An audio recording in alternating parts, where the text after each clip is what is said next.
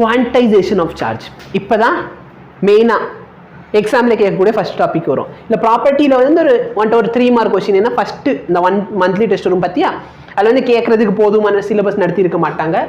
அதனால் என்ன பண்ணுவாங்க வந்துட்டு கேள்விங்கிற கேரில் ஏன்னா 40 மார்க் கொஸ்டின் பேப்பர் எடுக்கணும்ல, ஏன்னா ஒரு 2-3 டாபிக் 3 பக்கம் தான் மொத்தமே நடத்தியிருந்தாங்கன்னா அவங்க என்ன பண்ணுவாங்க ப்ராப்பர்ட்டி வந்து ஒரு 5 மார்க் கொஸ்டினாக கொடுத்துருவாங்க. பட் நீ வந்து எக்ஸாமில் 3 மார்க் இது எக்ஸ்பெக்ட் பண்ணிக்கலாம். கிவ் எனி 5 ப்ராப்பர்ட்டி அப்படின்னு சொல்லிட்டானா ஸ்கேலாக இருக்கா, ஆட் பண்ணிக்கலாம், குவான்டைசேஷன் பண்ணிக்கலாம், கரெக்டாக கன்சர்வ்டாக இருக்கும், ரிப்பல் பண்ணும், அட்ராக்ட் பண்ணும். புரியுதா? ஓகே. ஸோ ரொம்பவே இம்பார்ட்டண்டான ப்ராப்பர்ட்டி என்னன்னு பார்த்தீங்கன்னா குவான்டைசேஷன் ஆஃப் சார்ஜ். குவான்டைசேஷன் அப்படின்னா என்ன அது முடிஞ்சுக்கணும். சரி இப்போ நல்லா பாரு, குவான்டைசேஷன்னா நாட் கண்டினியூஸாக இருக்காது, அது வந்து பிரிஞ்சு இருக்கும். ஓகேவா?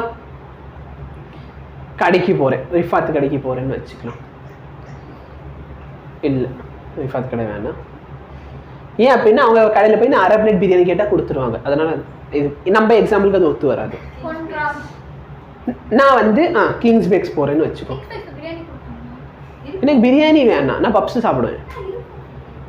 கிங்ஸ் பேக்ஸ் எங்கேயுமா? இப்போ நான் கிங்ஸ் பேக்ஸ் போகிறேன், சரி ஒரு பேக்கரி போகிறேன். நான் போயிட்டு அவங்கக்கிட்ட ஒரு கேக் கேட்டால் கொடுப்பாங்களா? ஒரு பீஸ் கேக் வேணும். 2 பீஸ் கேக் வேணும்னு கேட்டால் கொடுப்பாங்களா? 10 பீஸ் கேக் வேணும்னு கேட்டால் கொடுப்பாங்களா? 100 பீஸ் கேக் கேட்டால் காசு இருந்தால் கொடுத்துருவாங்க. கரெக்டாக? நான் வந்து 2.5 பீஸ் கேக் வேணும்னு கேட்குறேன், கொடுப்பாங்களா? ஸோ அதனால தான் அவங்க கிடையாது. ஏன்னா 2.5 படி பிரியாணி கேட்டால் கொடுப்பீங்கல்ல. பிரியாணியில் பொதுவாக 1/4 பிளேட் பிரியாணி கூட கிடைக்கும். பட் எனக்கு பார்த்தோன்னா ஹோல் நம்பரில் தான் வேணும். இல்லை நான் வந்து ஏதாச்சும் ஒரு ஃப்ரூட் கடைக்கு போகிறேன்னு வச்சுக்கலாம், சரியா? அவங்ககிட்ட போயிட்டு எனக்கு ஒரு 3/4 பழம் கொடுங்க, எது ஆப்பிளில் 3/4 பழம் கொடுங்க அப்படின்னா 2 அரை அரைச்சிட்டு போயிட்டு வா தம்பி. கரெக்டா? அப்போ நல்லா பார்த்தேன்னா அதே மாதிரி நான் வந்து பக்கத்தில் இருக்கிற சோனாக்கு போகிறேன்னு வச்சுக்கலாம். சோனா ஸ்டோருக்கு போகிறேன், பென்னு வாங்க போகிறேன்.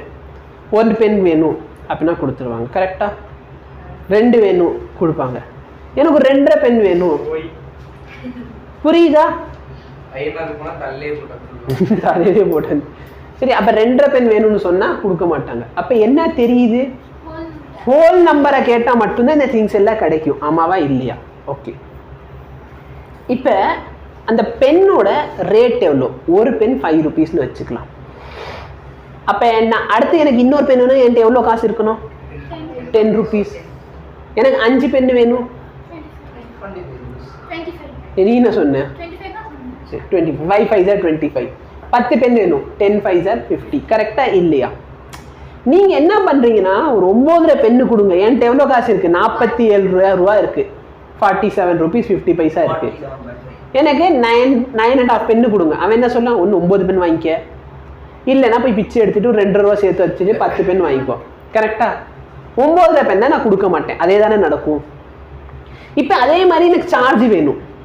நான் போய் எலக்ட்ரான்கிட்ட கேட்குறேன். எலக்ட்ரான் ஒரு கடை போட்டு உட்காந்துருக்கான். எனக்கு சார்ஜ் வேணும். நான் என்ன சொல்கிறேன்? எனக்கு வந்து ஒரே ஒரு எலக்ட்ரான் சார்ஜ் வேணும். சரி, ஒன்றும் பிரச்சனை இல்லை, இந்த ஒரு எலக்ட்ரான் சார்ஜ் வேணுமா வச்சுக்கோ. எனக்கு 2 எலக்ட்ரானோட சார்ஜ் வேணும். இந்த 2 எலக்ட்ரான் சார்ஜ் வச்சுக்கோ. எனக்கு 9 எலக்ட்ரானோட சார்ஜ் வேணும். எலக்ட்ரான் ஆல்ரெடி பார்த்தேன்னா ரொம்ப சப்அட்டாமிக் பார்ட்டிகல். அப்போ நான் வந்து வேணும்னா ஒரு எலக்ட்ரான் சார்ஜ் வாங்கலாம், இல்லை 2 எலக்ட்ரான் சார்ஜ் வாங்கலாம், இல்லை 3 வாங்கலாம், இல்லை 4 வாங்கலாம், இல்லை 5 வாங்கலாம். கரெக்டாக இல்லையா? அப்போ ஜென்ரலைஸ்டாக எனக்கு எவ்வளோ சார்ஜ் கொடுப்பாங்க அவங்க? எனக்கு மொத்தமாக கொடுக்குற சார்ஜ் பார்த்தேன்னா நான் எவ்வளோ பேசிக்லி ஒரு எலக்ட்ரானோட சார்ஜ் இன்டூ நான் எவ்வளோ எலக்ட்ரான் வாங்குறேனோ. புரியுதா? Any difficulty? அப்போ குவான்டைசேஷன் என்ன? குவான்டைசேஷன் பார்த்தேன்னா இது டோட்டல் சார்ஜ். டோட்டல் சார்ஜ் எவ்வளோ இருக்க முடியும்? Charge of 1 electron into number of electron. இந்த நம்பர் ஆஃப் எலக்ட்ரான் எப்படி இருக்கும்? Whole number 1 2 3 4. நேச்சுரல் நம்பர்னு சொல்றது இன்னும் பெட்டர். 1 2 3 4 தான் இருக்கும். கரெக்டா? நடுவில் ஏதாச்சும் சம்பந்தம் இல்லாமல் நான் வந்து 1 1/4 1 3/4 மேத்ஸ் படிச்சிருக்கோம்ல, இல்லை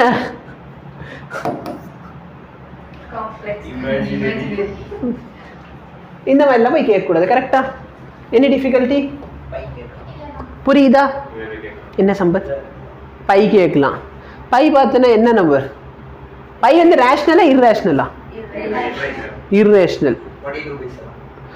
பட் உனக்கு 10th புக்கில் ஒரு கொஸ்டின் இருக்கு, prove that pi is rational.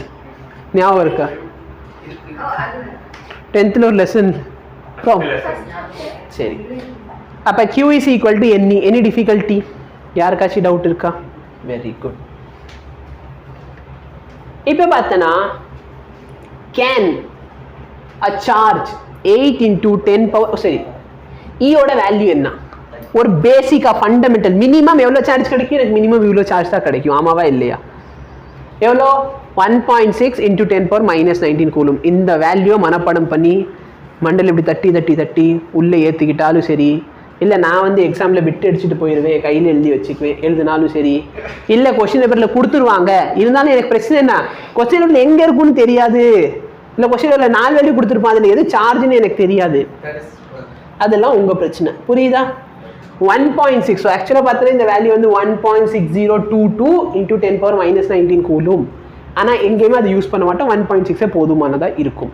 So 1.6 into 10 power minus 19 coulomb. அப்போ ஒரு எலக்ட்ரான் இருந்தால் சார்ஜ் எவ்வளோ இருக்கும்? -1.6. Charge of electron negative.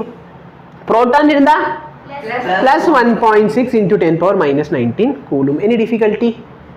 அப்போ பாசிட்டிவ்ல எவ்வளோ சார்ஜ் இருக்கலாம்? 1E, 2E, 3E, 4E, 5E up to NE. What is E? Charge, fundamental charge. கரெக்டா எவ்வளோ? 1.6 into 10 power minus 19. Any difficulty? No. இப்போ கேள்வியை பாரு, கொஸ்டினை சால்வ் பண்ணாமல் ஆன்சர் கொடு. அப்போ இதுல என்ன தெரியுது? ஓகேவா?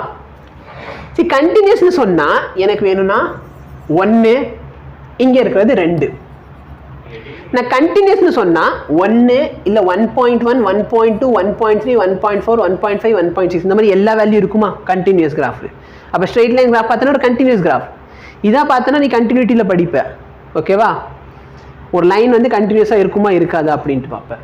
அதே பார்த்தோன்னா இப்போ நம்ம வரைஞ்சோம், ஞாபகம் இருக்கா? இது என்ன கிராஃப்? நல்லா பாரு. 1 இருக்கலாம், இல்லைன்னா என்ன இருக்கணும்?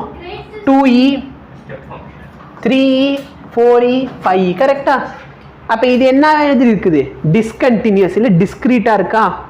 இது வந்து 11th ஒரு கிராஃப் படிச்சிருப்பேன். என்ன கிராஃப்? கிரேட்டஸ்ட் இன்டிஜர் ஃபங்க்ஷன், இல்லைன்னா ஸ்டெப் ஃபங்க்ஷன், இல்லைன்னா roof function, roof and floor function. சரியா? அப்போ பார்த்தோன்னா 1E, இல்லைன்னா 2E, இல்லைன்னா 3E. நடுவில் இந்த 1.5, 1.25 அதெல்லாம் இங்கே கிடையாது. புரியுதா? Yes. So can a charge இவ்வளோ சார்ஜ் இருக்க முடியுமா? ஒரு பாடிட்ட இவ்வளோ சார்ஜ் இருக்க முடியும்? மினிமம் எவ்வளோ சார் இருக்கணும்? 1.6. அது பிரச்சனை இல்லை. 10 power -19 இருக்கலாம். அப்போ இந்த 8 வர முடியுமா முடியாதா? ஏன் வர முடியாது?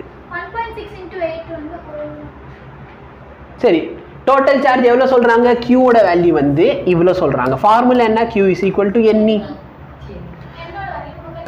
8 into 10 power minus 19 equal to number of electrons எனக்கு தெரியாது. சப்போஸ் n வந்து ஹோல் நம்பராக வந்தால் இருக்கலாம், ஹோல் நம்பராக வரல டெசிமலாக வருதுன்னா இருக்கக்கூடாது. Number of charge of electron எவ்வளோ? 1.6 into 10 power minus. இது ரெண்டுத்தையும் சிம்பிளிஃபை பண்ணனா 8/6. 8/1.6. எங்கேருந்து மேத்ஸ் படிச்சுட்டு வந்தீங்க? வராது. 8/1.6. 0.2. நான் ஏதாச்சும் ஒரு திண்டுக்கல் ஏதாவது கிணறு அந்த மாதிரி இருந்தால் சொல்லுங்க, போய் செத்துடுறேன். 16. சரி, உனக்கு என்னன்னா சரி கணக்கு தெரியல, 80/16 கூட போடேன். 8 டைம்ல 2 டைம் 4 டைம் என்னடா படிச்சுட்டு வந்தீங்க? என்னடா 5 தானே வருது. n is equal to என்ன? 0.5, 0.2ல சொல்லிக்கிட்டு இருந்தீங்களே. நீ எல்லா நம்பர் சொல்லிட்ட. 16 வந்து 1.5 நிறைய எடுத்து பண்ணிட்டேன். ஒரு 4லாம் சொன்னேன். 4 நான் எதுக்கு சொன்னேன்? எப்படி சொன்னேன்? எதுக்கு சொன்னேன்? 8/2 ஏதோ ஒரு இது சொன்னேன். 8/1.6 இருக்கு, 2 எப்படி வந்துச்சு? புரியுதா? டிவிஷன் புரியுதா? இல்ல டிவைட் பண்ணி காட்டணுமா? அப்ப என்னோட வேல்யூ என்ன வருது? 5. அப்ப n is equal to 5 வந்தனால இந்த சார்ஜ் இருக்கலாமா இருக்கக்கூடாதா? இருக்கலாம். பார்த்தோன்னு இல்லைண்ணா. இப்ப பாரு, இந்த சார்ஜ் இருக்கலாமா? ஏன் இருக்கக்கூடாது? 10 power minus 0. இருக்கிறதுல ஸ்மாலஸ்ட் வந்து 10 power minus 19. அப்போ இவ்வளோ சார்ஜ் வேணும்னா நல்லா பாரு, Q is equal to NEயா, இந்த சார்ஜை வந்து நீ E ஆல டிவைட் பண்ணுவ. அப்போ எனக்கு என்ன கிடைக்குது? என்னோட வேல்யூ 0.1ன்னு கிடைக்குமா? 0.1 எலக்ட்ரான் இருந்தால் கிடைக்கும் அப்படின்ற. 0.1 எலக்ட்ரான் பாசிபிளா? பாசிபிள் கிடையாது. செகண்ட் கொஸ்டின் அவனே கொடுத்தான் 0.1 into E. 0.1 எலக்ட்ரான் பாசிபிளா? பாசிபிள் கிடையாது. இப்போ பார்த்தனா இந்த வேல்யூ பாசிபிளா? கண்டிப்பாக பாசிபிள். ஏன்னா இது ஒரு பெரிய நம்பர். சரியா? நீங்கள் ஃப்ரண்ட்டில் என்ன நம்பர் வேணாலும் இருக்கட்டும், பட் இது பார்த்தோன்னா ரொம்ப ஒரு பெரிய நம்பர். சரி, பெரிய நம்பர் வந்தால் என்னென்ன பெருசாக மாறிட போகுது அப்படி தான் நம்ம கேள்வி இருக்கும். சரி, இப்போ நல்லா மாதிரி ஃபார் எக்ஸாம்பிள் 0.1 கூலும் சொல்கிறான்னு வச்சுக்கலாம். 0.1 coulomb total charge is equal to N into E. பார்த்தோன்னே என்ன 0.1 இருக்காது அப்படி தானே தோணுது. இப்போ நல்லா பார்த்தோன்னா இந்த 0.1 வந்து இன் டேர்ம்ஸ் ஆஃப் சயின்டிஃபிக் ஃபிகரில் எழுதுனா 10 power minus 1. 10 power minus 1 பார்த்தனா சார்ஜ் ஆஃப் எலக்ட்ரான் ஆன 10 power minus 19 கம்பேர் பண்ணப்போ ரொம்ப பெரிய நம்பரா? ஆமாவா இல்லையா? அப்போ இதை E ஆல டிவைட் பண்ணி 0.1 டிவைட் பை சார்ஜ் எவ்வளோ? 1.6 into 10 power minus 19. இதான் நம்பர் ஆஃப் எலக்ட்ரான். மேலே போயிடுச்சுன்னா 10 power 18.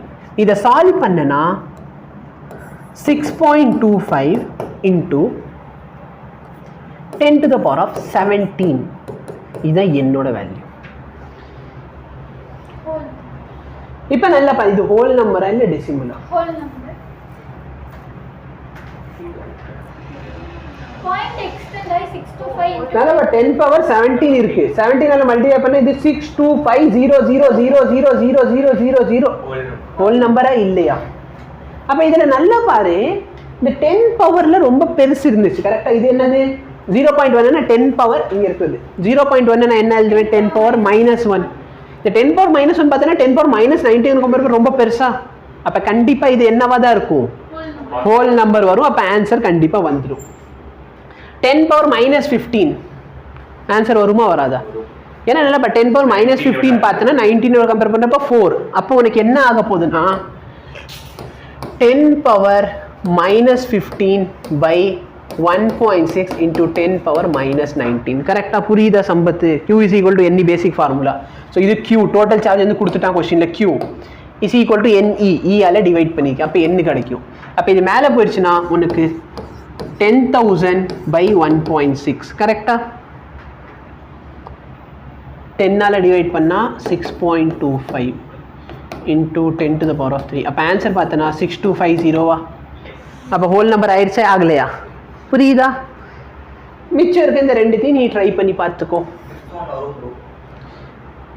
ஏன்னா 6.4 இருக்கு. சரி, அப்போ ஒன்று பண்ணலாம். இந்த கொஸ்டினை கொஞ்சம் ஈஸியாக மாற்றுறதுக்காக இங்கேருந்து 6.4 எடுத்துருவோம்.